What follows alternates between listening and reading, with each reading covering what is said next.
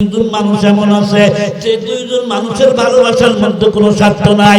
একজন হলো মা আর একজন হলো বাবা। মা যদি বয়েল মাছ নাও খেলেন, মা জীবনে আপনার জন্য বদদোয়া করবে না। মা চায় না যে আমার ছেলে ঠাড়া পড়ে মরুক। প্রতি 1 মিনিটে বিশ্বের মাটিতে 5 বার ঠাড়া পড়ে। প্রতি 1 মিনিটে 5 বার ভূমিকম্প। কি হয়? প্রতি 1 মিনিটে 105 জন মানুষ মারা যায় প্রতি 1 মিনিটে। বন্ধুরা আমার, 1,52,00,000 টন খাবার প্রতি মিনিটে পৃথিবীর মানুষ খায়। জোগাড় দেয় কে? কথা পায় না। আপনি বলবেন যে ধান আবাদ করি আমি, আল্লাহ আবার দিল কোন থেকে? বিছন যখন ফালান, ধানের কোনটা উপরে থাকে, কোনটা নিচে থাকে, কোনটা কেদর মধ্যে গাইরা যায়। আমার মাওলা বলেন, আফারাইতুম মা তাহরুসুন আআনতুম তাজরাউনাহু আম নাহনু যারিউন।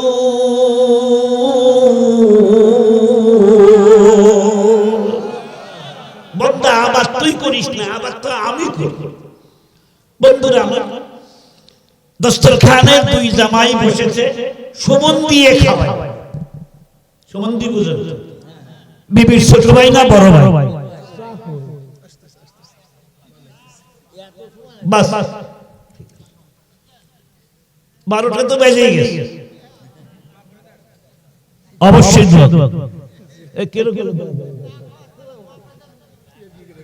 সত্যি দোয়া করবো। শোনেন, সুমন দিয়ে যখন খাওয়াইতেছে, মায় বলে দিয়েছে ফিচার ছোট জামাই, আর গাদার ছোট মাছটা বড় তাই করছে। কিন্তু ছোট জামাই ফিচার ঠিক টাকায়া মুস্কি মুস্কি হাসে। ওই বন্ধুর কথা মনে পড়ে গেছে। বন্ধু রে, তুই আইসা দেখা যা, আমার কপালে বলে বয়েল মাছ নাই, আমার কপালে বড় বয়েল মাছের ফিচা। মুস্কি মুস্কি হাসার সময় সামনের দিক যখন তাকাইছে, শাশুড়ি সামনেই বসা ছিল। শাশুড়ির ঠিক তাকায় যখন মুস্কি হাসি দিতে, সুগন্ধির সন্দেহ হলো এই ভগ্নিপতির তো নজর খারাপ। কি খারাপ?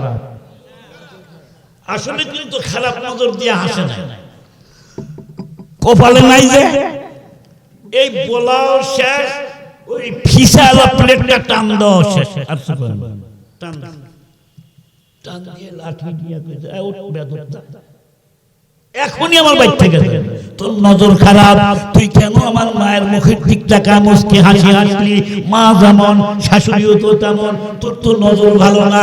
লাঠি যখন উঠাইছে, সুমন্দির লাঠি দামায় আর দেরি করে নাই, দৌড় দেয় আর কয়, কবি ঠিকই বলেছেন, তু চিজা জমিনা বরানাত বজর একে আবদানা দিগার খাকে গর। একটু জিকির লা ইলাহা ইল্লাল্লাহ।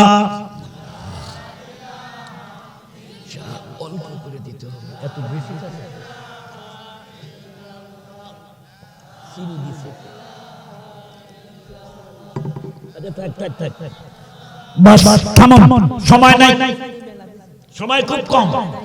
বন্ধুরা আমার, খুব খেয়াল করেন। এবার সবাই করে বলুন, রিজিকের দায়িত্ব কে গ্রহণ করেছেন? আব্বা, আপনার কোনো টেনশন নাই। হায়াত আপনার হাতে না, মউত আপনার হাতে না। মউত সরকারের হাতে না, পুলিশের হাতে না, র্যাবের হাতে না। সবাই করে বলুন, আমাদের হায়াত মউতের মালিক কে? এই জন্য ভয় করতে হবে একমাত্র আল্লাহকে, পাবলিককে না, সরকারকে না, পুলিশকে না, চোরকে না, ডাকাতকে না। আমাদের রক্ষা করার মালিক কে? আব্বা, তোর যখন এত আত্মবিশ্বাস, চল যাই, তো নিয়েই যাই। হাফেজ মানুষ জাহাজে চললো, তখন জাহাজ ছিল না, বড় নৌকা। হঠাৎ বাতাস উঠলো, ঝড় উঠলো। ভাইরা আমার, জাহাজের মধ্যে যত লোক ছিল সব মানুষগুলো আল্লাহকে ডাকতে থাকলো। আমাদের দেশের বিড়াল কি সহজে গাছে উঠে? এ বন্ধুরা আমার, সহজে মুসলমানের মুখে থেকে আল্লাহর নাম বের হয় না, লা ইলাহা ইল্লা আনতা বের হয় না, আযান শব্দ বের হয় না, আল্লাহ রাসূলের শব্দ বের হয় না, ইস্তিগফার বের হয় না। বিপদে যখন পড়ে 1 বছরের লা ইলাহা একদিনে পড়ে ফেলা। তুফান যখন আসে, বউও কা লা ইলাহা ইল্লাল্লাহ, স্বামীও কা লা ইলাহা, তো বউ কয় যে এত লা ইলাহা ইল্লাল্লাহ কর, নামাজ তো পড়ো, বিপদ থেকে আল্লাহর নাম নিতেছে। যে বিপদ শেষ হয়ে গেছে, কি কান্দা কাটে, আল্লাহ আমি গরিব মানুষ, আমার ঘরটা রক্ষা করো আল্লাহ। এই বছর নতুন নতুন ঘর পেয়েছি, গরিব মানুষ অনেক কষ্ট করে, আল্লাহ ঘর দিয়ে উড়া যায়, আমি কোন জায়গায় গিয়ে থাকবো। মাওলা যখন ঘরটা রক্ষা করলো, বান্দা তখন বলে বিড়ি একটা ধরে সুখ টান দুঃখ টান দিয়ে বলে, হায় রে যদি রমণী মিস্ত্রি দিয়া আর সুন্দর কাঠ দিয়া শাল কাঠ দিয়ে ধর্ণা না দিতাম, আর ভালো কাঠ দিয়ে পাশের পাইপ না দিতাম, আজ আমার ঘর রক্ষা হতো না। আল্লাহ বলে, বান্দা রে রক্ষা করলাম আমি, নাম বলো মিস্ত্রির, এটাই তো হলো সেরে। বিপদ দেওয়ার মালিক কে? রক্ষা করার মালিক কে? তুফান যখন শুরু হয়েছে, নৌকা ভাঙ্গা তস তস, বাবা গেছে কোন জায়গায় খবর নাই, সব মানুষ হারায় গেছে। ছোট্ট বাচ্চা 10 বছর বয়স মাত্র, হাফেজুল কোরআন, লৌহে মাহফুজের মধ্যে যা আছে, এই ছোট্ট বাচ্চার সিনার মধ্যে কিন্তু তাই আছে। এই বন্ধুরা আমার, তামাম দুনিয়ার সমস্ত ডিগ্রি যদি এক জায়গায় করেন, হাফেজের ডিগ্রির মতো ডিগ্রি কেউ অর্জন করতে পারবে না। তার কারণ দুনিয়া যত ডিগ্রি আছে, মরার সাথে সাথে সব ডিগ্রি শেষ। কথা বলেন। আচ্ছা, মরার পরে কোন ডাক্তার কবরের মধ্যে যায় কি কারো প্রেসক্রিপশন করে দিতে পারবে? হাসরের ময়দানে, হাসরের ময়দানে যদি বলে হুফাতান উরাতান বুরালা, আল্লাহ লেখটা করে উঠাইবি হাসরের ময়দানে, কোন মানুষের পায়ে জুতা স্যান্ডেল থাকবে না। যদি ডাক্তারকে বলে, ডাক্তার 50,000 বছর আমার জমিনে দাঁড়ায় থেকে থেকে পাও ফসকে পড়ে গেল, একটা মেডিসিন লেখা দেন, মেডিসিনের দোকান থাকবে হাসরের ময়দানে, ডাক্তার থাকবে। মরা যখন মানুষ যখন মারা যায়, দুনিয়ার সব ডিগ্রি শেষ হয়ে যাবে, হাফেজ সাহেবের ডিগ্রি কিন্তু শেষ হবে না, আলেমের ডিগ্রি কিন্তু শেষ হবে না। প্রমাণ আমি দিয়ে দিচ্ছি। হাফেজ সাহেবকে আল্লাহ বলবেন, ইকরা ওয়াত্তাকি ওয়ারাতিল কামা কুনতা তুরাতিলু ফিদ দুনিয়া ফাইনা মানজালাকা ফি আখিরি আয়াতিন তাকরাউহা। হাফেজ সাহেব তুমি পড়তে থাকো আর উপরের দিকে চলতে থাকো, যত আয়াত তুমি পড়তে পারবে, আয়াতের সংখ্যা যত, তোমার জান্নাতের তালার সংখ্যা হবে তত। আপনি সূরা ফাতিহা ধরেন 7 আয়াত, সূরা কাউসার ধরেন 3 আয়াত, 7 দিনে কত হলো? এই কথা কও। এই 10টা আয়াত সূরা কুল হুয়াল্লাহু ধরেন, কুল হুয়াল্লাহু আহাদ আল্লাহুস সামাদ লাম ইয়ালিদ ওয়া লাম ইউলাদ ওয়া লাম ইয়াকুল লাহু কুফুওয়ান আহাদ। 7 দিনে 10 আর 4 14। আপনি এই 3টা সূরাই জানেন, আল্লাহর নবীর কথা মিথ্যা হবে না। আপনাকেও বলা হবে বান্দা একটু পড়। বান্দা যদি দুনিয়ার বুকে নামাজের মধ্যে পুরা মুখস্থ করে থাকে, আজরাইলের জানকান্দানিতে আপনার এই 4টা সূরা আপনি ভুলবেন না। পয়দার মাসরে যে কয়টা আয়াত আপনার মুখস্থ, আপনার জান্নাতের তালার সংখ্যা হবে 14টা। বন্ধুরা আমার, তো হাফেজ সাহেব যখন দেখলো সবাই, কাউকে দেখা যায় না, 10 বছরের ছেলে পানির মধ্যে ডুবে গেছে।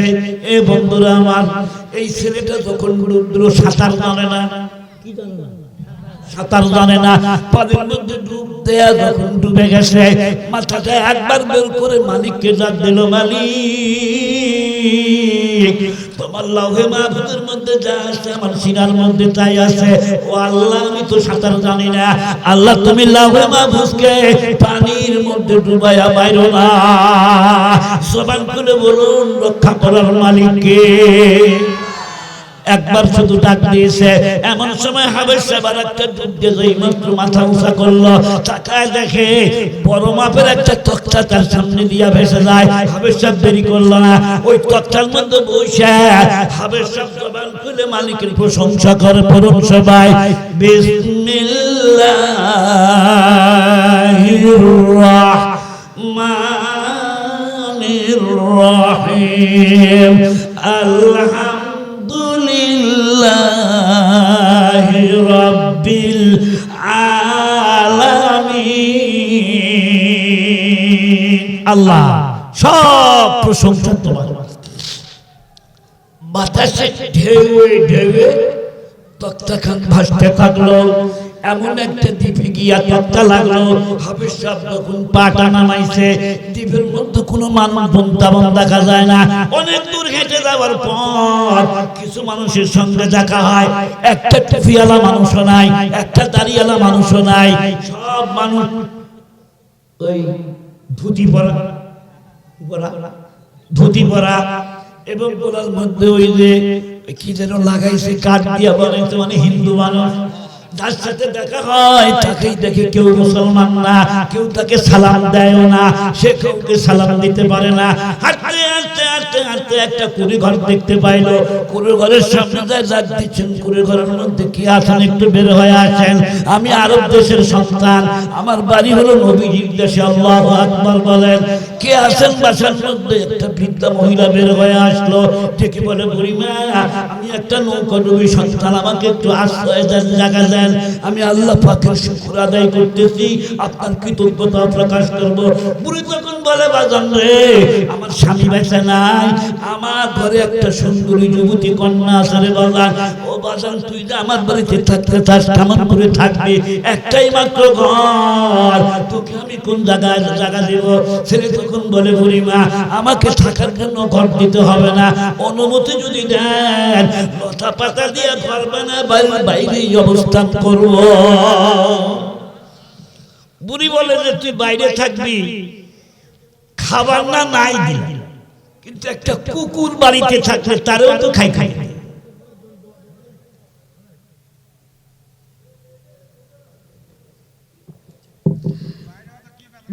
বলে শোনেন বুড়িমা, আমার পেটের চিন্তা আপনার করা লাগবে না, আমার পেটের চিন্তা, আপনার পেটের চিন্তা, আপনার মেয়ের পেটের চিন্তা, গোটা বিশ্বের সকল মানুষের পেটের চিন্তা শুধু নয়, গোটা বিশ্বে যত মাখলুক আছে সমস্ত মাখলুকের পেটের দায়িত্ব একজন গ্রহণ করেছেন, তিনি কে?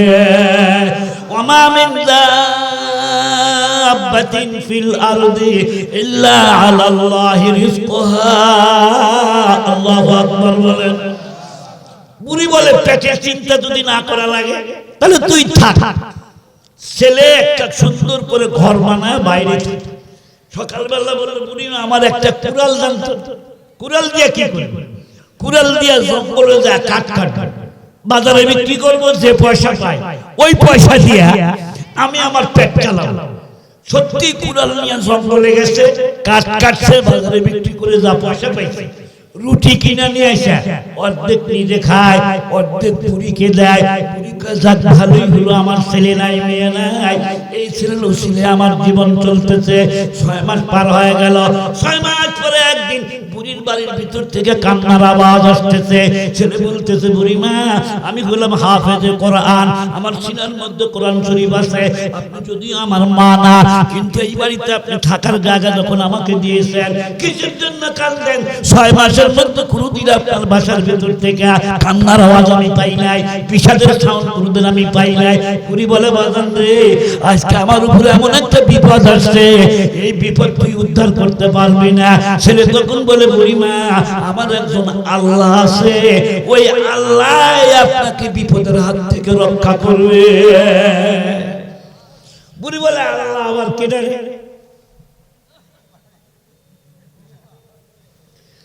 আল্লাহ তো আমি চিনি না, আমরা তো ভগবান চিনি। আল্লাহর ভগবান কি এক জিনিস? বুঝার উত্তর দিয়ে সেদিন দেখলাম এক লোক বলতেছে নামও কম না চেহারাও কম, এ বলতেছে ভগবান আর আল্লাহ তো এক। আপনারা কি এক? ভগবানের বউ আছে, আল্লাহর কি বউ আছে? ভগবানের বউ হলো ভগবত, আল্লাহর কোন বউ আছে?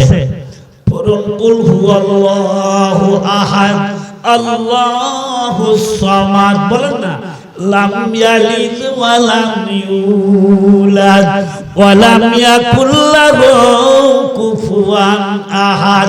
ও কবিলে কবিলে का बुत एक जुदा था, किसी का हुबुल था किसी का सफा था, ये नाइला पर अबुल वो उस्सा पर फिदा था, हर कबीले का नया एक खुदा था। বুড়িমা বলেন কিসের জন্য কাঁদেন, কি বিপদ আপনার? বলে বাজান রে, এই দ্বীপের মধ্যে আমরা 6 লক্ষ মানুষ বাস করি, একজন মানুষ লা ইলাহা ইল্লাল্লাহ জানা, সব আমরা মুসলিম, সব আমরা হিন্দু মানুষ। এই দেশের মানুষগুলো আমরা এমন একটা দেবতার পূজা করি, যেই দেবতা প্রতি মাসে একবার আমাদের দেব মন্দিরে আসে। দেব মন্দিরটা সমুদ্রের কিনারে স্থাপন করা আছে। ওই দেবতার মনোসন্তুষ্টির জন্য প্রতি মাসে একবার করে একটা করে সুন্দরী কুমারী মেয়ে মানুষকে গয়না লাগাইয়া, শাড়ি পরাইয়া, ব্লাউজ পরাইয়া, সুতা পরাইয়া সুসজ্জিত করে দেব মন্দিরে পাঠাইতে হয় দেবতার ভোগের বস্তু হিসাবে। মেয়েটা যখন ওই ঘরে যায়, ওই দেবতা ওই মেয়ের সাথে আকাম কুকাম করে, ধর্ষিত হয় মেয়েটা। সকালবেলায় লাশটা নিয়ে আসে, আমরা তাকে শ্মশান ঘাটে নিয়ে পড়ায় দেই। মা, আপনার কাঁদার কারণটা কি? বলে আমার ঘরে যে যুবতী কন্যা আছে তার বয়স 18 বছর। এই দেশে যত অবিবাহিত নারী আছে সব নারীর একটা তালিকা বাচ্চার বাড়িতে দেওয়া আছে। এই মাসের শেষে আমার মেয়ের নাম এসেছে, আগামীকাল আমার মেয়ের সর্বশেষ দিন। ও বাজান, আগামীকাল আমার কন্যাকে দেব মন্দিরে যেতে হবে। আমার মেয়ে যদি মারা যায়, কে আমাকে মা বলে ডাক দেবে? তাই তো আমি বিষেদের কান্না লন্ডন করতেছি। ছেলে বলে, মা আপনি কোনো চিন্তা করবেন না, দেবতা আবার কোন জিনিস, আপনার মেয়েকে আমি পাঠাইতে দেব না, আমি যাব দেব মন্দিরে। তুই বুঝিস না দেবতার কত শক্তি। আমি কোরআন শরীফের মধ্যে পড়ছি, দেবতার এত শক্তি যে মাছি যদি তার সামনে বসে ভু ভু করে খাদ্য নিয়ে যায়, এই ইয়াসলুবুহুমুয যুবাবু শাইআন লা ইয়াস্তানকিযুহু মিনহু শাইআ, যাউফাত তালিবু ওয়াল মাতলুব। আল্লাহু আকবার বলেন। দেবতার সামনে ভোগ দেয় না, ভোগ দেয় না, নারিকেল, মন্ডা, লাড্ডু খাবার দেয়। দেবতা খাবার করে, মাছি এসে দেবতা খায় গেল। তুই তো আমার কিছুই করতে পারবি না। আল্লাহ নিজে বলছেন এটা ইয়াসলুবুহুমুয যুবাব, যুবাব মানে মাছি।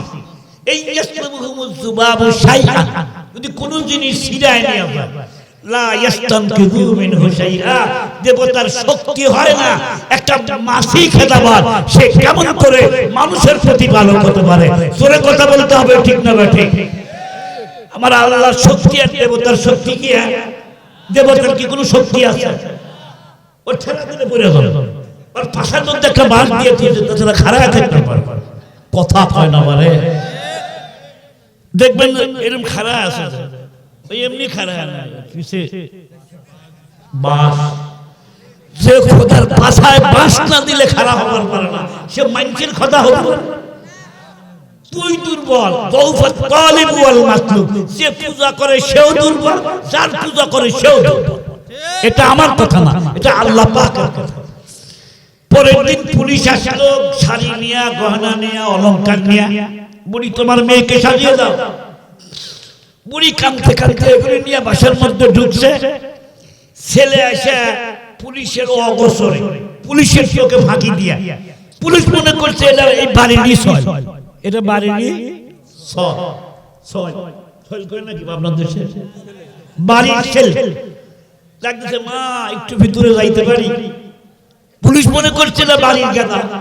সিরাজগঞ্জে কয় সিরাজগঞ্জ গাদা কয়, গেদি কয়, এই যে হুজুরের বাড়ি সিরাজগঞ্জ। এ বন্ধুরা আমার, মা একটু ভিতরে আসি।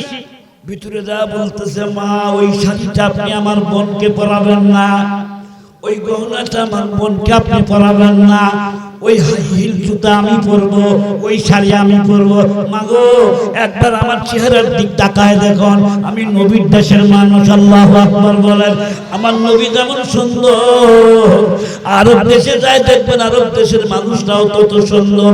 আমার নবী কত সুন্দর ছিলেন। হযরত আনাস বলেন, আমি একদিন রাসূল বাড়িতে গেলাম, গিয়ে দেখি রাসূল শুয়ে আছে খেজুর পাতার পাটি বিছায়া, পূর্ণিমার চাঁদ আকাশে ছিল। আমি আনাস নিজে বলতেছি, আমি একবার চাঁদের দিকে তাকাই, আবার নবীর চেহারার দিক তাকাই, দুই তিনবার যখন দেখলাম, এরপরে সিদ্ধান্ত নিলাম চাঁদের ভিতরে কালো দাগ আছে, আমার নবীর চেহারায় কলঙ্কের কোনো দাগ না।